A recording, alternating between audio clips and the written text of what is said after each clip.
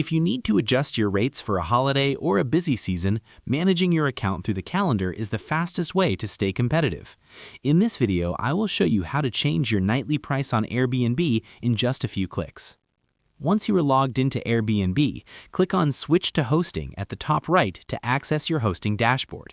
To find your property, select Listings. Click on the specific listing you want to update, which will take you to the description page. At the top bar, click on the Calendar option. This will open your full availability view.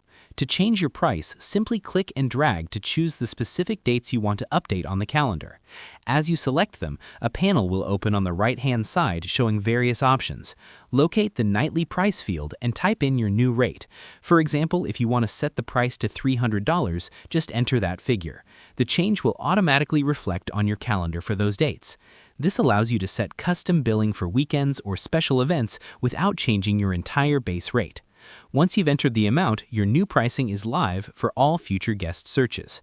That's how you change your nightly price on Airbnb.